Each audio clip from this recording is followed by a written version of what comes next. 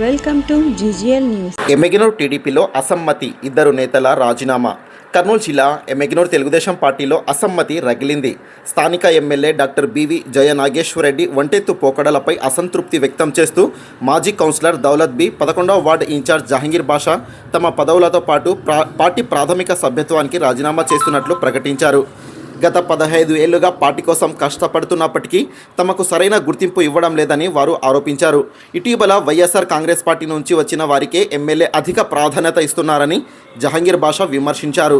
మసీదుల అభివృద్ధికి సంబంధించిన మున్సిపల్ టెండర్ల విషయంలో ఎమ్మెల్యే వ్యవహారం తమను తీవ్రంగా నిరాశపరిచిందన్నారు. స్థానిక ఎమ్మెల్యే తీరు వల్లే తాము పార్టీని వీడాల్సి వస్తుందని, మరికొందరు నాయకులు కూడా అసంతృప్తితో ఉన్నారని తెలిపారు. తమ రాజీనామా లేఖను త్వరలో పార్టీ కార్యాలయానికి పంపుతున్నట్లు వారు వెల్లడించారు.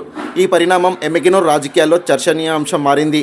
ఈయన దారిలో మరికొందరు అసంతృప్తితో ఉన్నారని, వారు కూడా త్వరలోనే పార్టీకి గుడ్ బై చెప్పనున్నట్లు సమాచారం.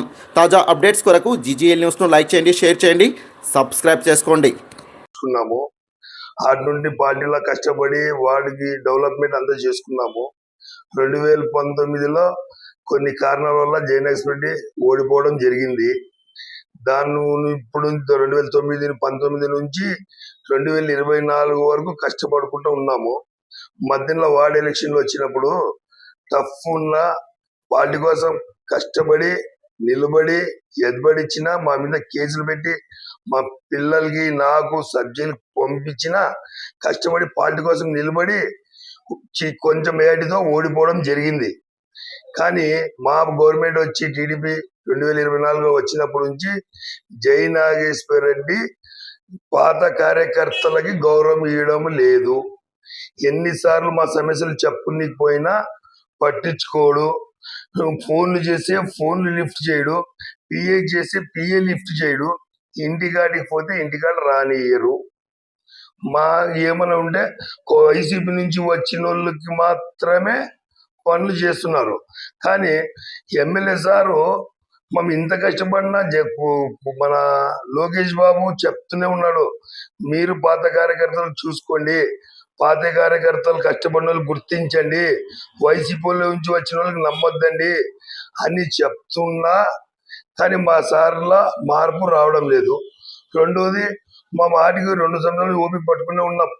పార్టీకి రాజీనామా చేయాలనే ఆలోచన మా రక్తంలో కానీ లేదు. మా పార్టీ కోసమే పని చేయాలనుకున్నాం.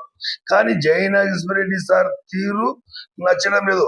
మేము ఎంతసేపు ఉన్నా ఇలా ఒక సమస్య జరిగింది. జమాత్ ఉంది, 83 నుంచి జమాత్కి ఏలాలు పట్టుకుని వస్తారు. ఏ గవర్నమెంట్ వచ్చినా అది జమాత్కే ఇస్తారు సార్. ఆ జమాత్కి ఇస్తే గెజిట్లు ఏముంది, 30-40 ఉంది వసూలు చేయని. కానీ ఆ 30-40 మా వసూలు చేయకపోతే గట్టాల్తాఫ్ అనే వ్యక్తి దానికి అడ్డుపడి, మీరు డబ్బులు కట్టద్దండి, మా జయనాగేశ్వరరెడ్డి సార్ దగ్గరికి తోలుకొని పోతా, మీకు ఈ డబ్బులు తగ్గిస్తా అని చెప్పినాడు. ఆ డబ్బులు తగ్గిస్తే మసీద్కి నష్టం వస్తుంది సార్. అది చేసే పనులు మంచిది కాదు. జమాత్ జోలికి, మైనార్టీ జోలికి మీరు రావద్దండి అన్న. ఈరోజు పిలిపించి 30 రూపాయలు ఉండింది 25, 40 రూపాయలు ఉండింది 25 అని చెప్పినాడు. రైట్ సార్, సంతోషమే మీరు చేసినారు.